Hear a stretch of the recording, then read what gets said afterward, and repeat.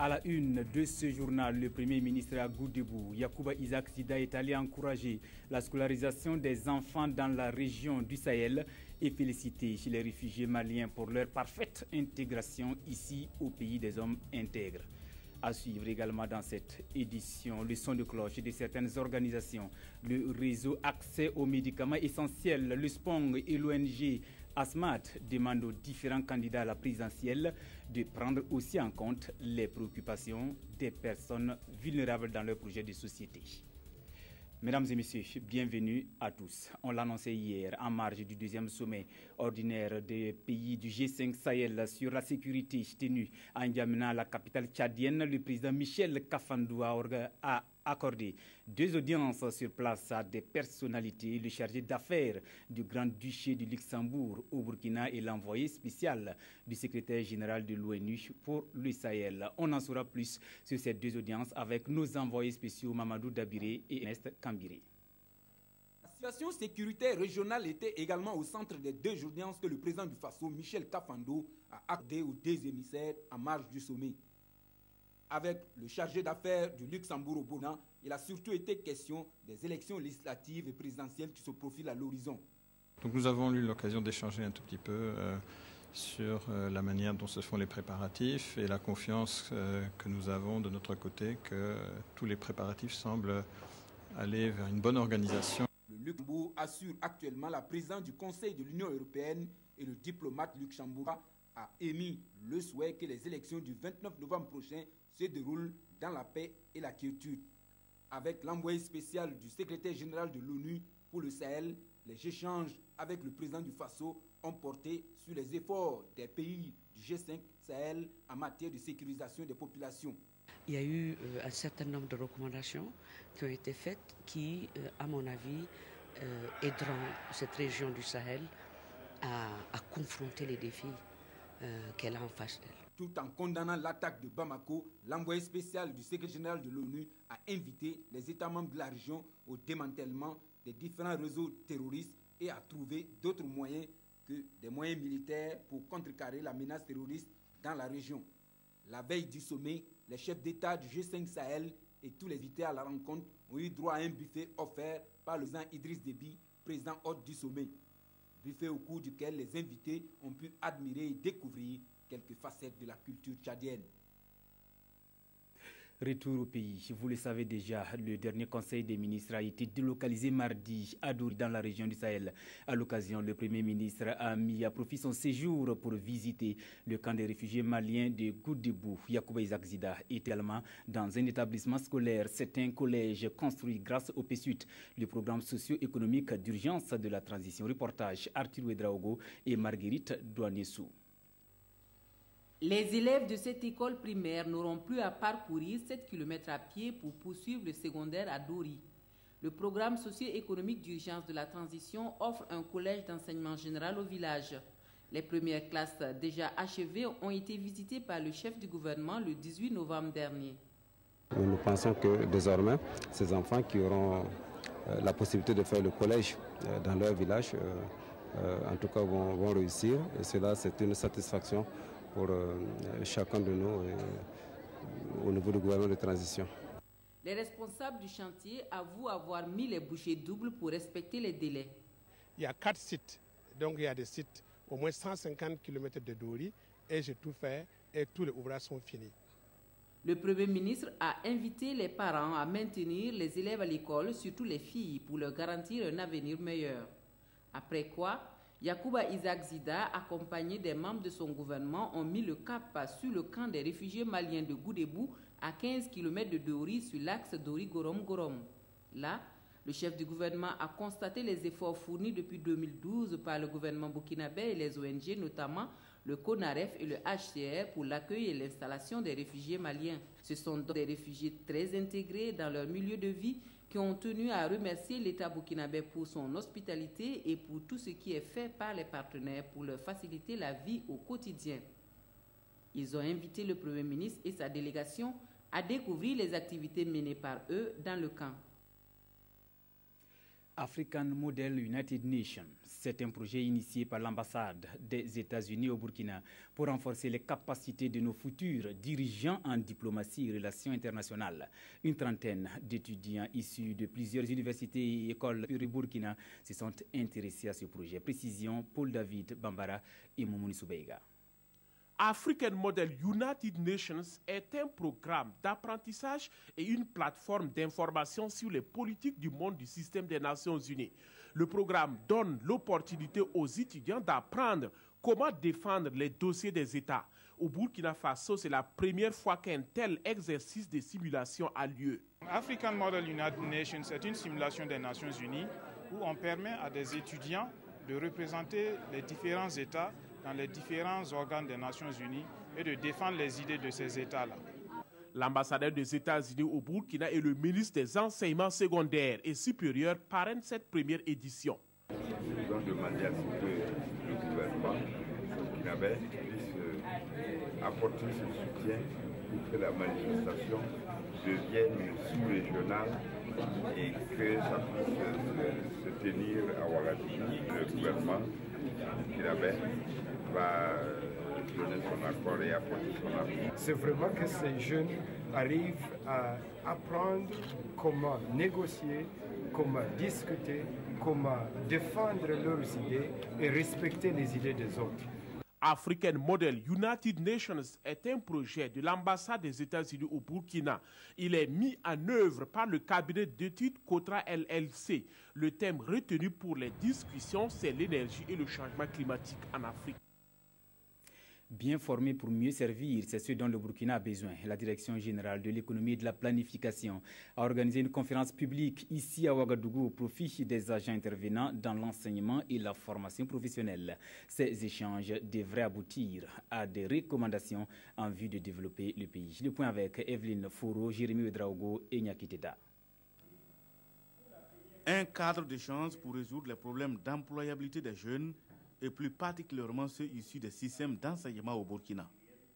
Il s'agit de trouver des solutions à l'épineuse question de l'emploi des jeunes. L'objectif est de permettre à une pluralité d'acteurs d'échanger en vue de trouver des solutions pour résoudre les questions d'enseignement et d'emploi au Burkina. Pour le professeur Jean-François Kobiané, le taux de chômage est plus élevé pour les personnes les plus instruites.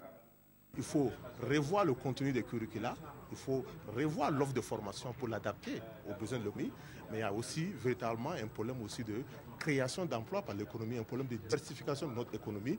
Cette conférence marque le début d'une série pour trouver des solutions idoines pour le développement véritable du Burkina, à en croire Amina Bila Bambara, ministre délégué chargé du budget, et d'insister sur la future institutionnalisation de ce cadre. Grogne au ministère des Affaires étrangères et de la coopération régionale. À l'appel de leurs syndicats, les agents ont observé un sitting pour réclamer entre autres le respect des textes qui régissent le fonctionnement des services du dit ministère et l'amélioration de leurs conditions de vie et de travail. Oscar Soulama, Hervé Kabouré. Au ministère des Affaires étrangères, le syndicat autonome des agents Samaye s'est fait encore entendre à travers un sitting de 48 heures. Un sitting pour décrier ce qu'il qualifie de mépris vis-à-vis de leurs revendications. Ils dénoncent entre autres le clientélisme et le favoritisme dans leur ministère. Nous ne voulons plus qu'on vienne affecter n'importe qui, aller chercher des gens ailleurs, venir affecter, alors qu'il y a des agents ici. Bon, il y a des textes, il y a des principes, nous voulons que ce soit respecté. C'est pour ça que nous voulons la commission pour faire respecter ça. Pour le secrétaire général du ministère, la question est tout autre. Ce ne sont pas des affectations, ce sont des nominations. Et vous savez très bien que les nominations ne sont jamais motivées. On nomme les gens, évidemment, parce qu'ils remplissent un minimum de critères et autant administratifs, professionnels, que déontologiques. Vous savez très bien que la Constitution donne au seul chef de l'État la prérogative de nommer aux hautes fonctions civiles et militaires. C'est une nomination. Une commission n'y fera rien du tout. Selon les premiers responsables, la procédure pour l'amélioration du conditions de vie et de travail des agents suit son cours. Le syndicat, lui, entend continuer la lutte jusqu'à la satisfaction de sa plateforme revendicative. On l'annonçait en titre, interpellation des différents candidats à l'élection présidentielle pour le réseau accès aux médicaments essentiels, le SPONG et l'ONG ASMAT. Les personnes vulnérables ne sont pas prises en compte dans les programmes de société des candidats. Situation décriée jeudi par ces trois organisations au cours d'un point presse. Saratou Sissé Nyaketeda. Les programmes des candidats à l'élection présidentielle 2015 sont passés en revue à ces face-à-face entre le réseau accès aux médicaments essentiels et les hommes des médias. Il s'agit notamment du volet santé. Ce volet, selon les conférenciers, regorge de beaucoup de faiblesses. C'est essentiellement donc, les questions donc, de corruption. Nous avons donc noté ça dans la synthèse. Il y a également la question de la santé des jeunes et des adolescents qui a été, pour la plupart, oublié ou s'il n'a pas été bien pris en compte. Troisième élément, il y a donc des personnes vulnérables ou des indigents donc, dans notre société qu'il faudra aussi prendre en compte. L'insuffisance des propositions de financement a été aussi évoquée dans l'analyse. L'analyse a fait également ressortir des propositions surréalistes.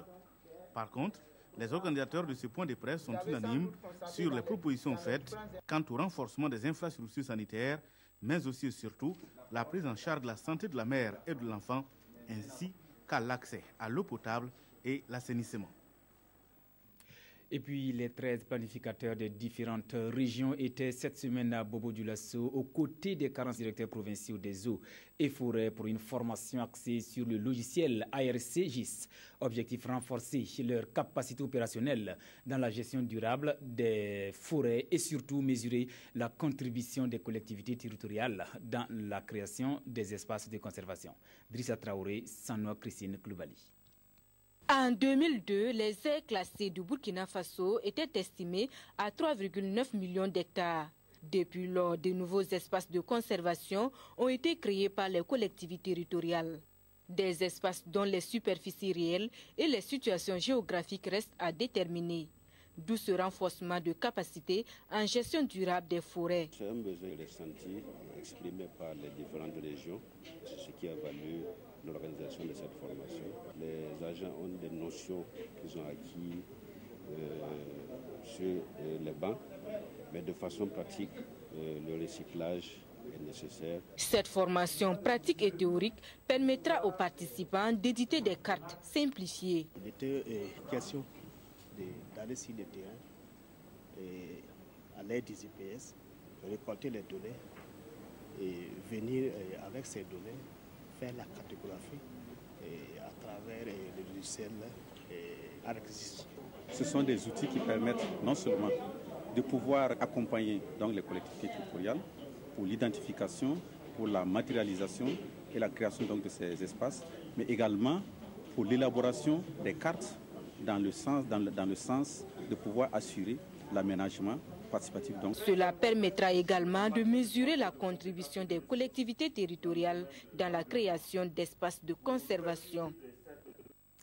Un mot de sport dans ce journal. Pour la saison 2015-2016 du championnat national de DD, l'ouverture a eu lieu vendredi à Ouaïguia. Face à l'USI, le RCB, le champion sortant, s'est encore imposé par le score de 1-0. Le film du match avec Oscar Soulaman et Bagba David Kafando. L'Union sportive du Yatenga, après une purge d'une année en D2, retrouve l'élite et reçoit le Racing Club de Bobo-Dioulasso, champion en titre. Dès l'entame de la rencontre, les unionistes prennent les commandes du match et se créent beaucoup d'occasions. Isaka Doumbia, à la 15e minute, met en difficulté la défense des Tigres de Djaradougou, mais manque de précision. Jean-Louis Congo s'y met 5 minutes plus tard, sans réussite. Occasion gâchée par l'USI, réalisme affiché côté RCB. Les promus seront sanctionnés à la 26e minute. Akwasi Amoto Samuel trouve Mustapha Diallo dans la surface. Easy 0, RCB 1.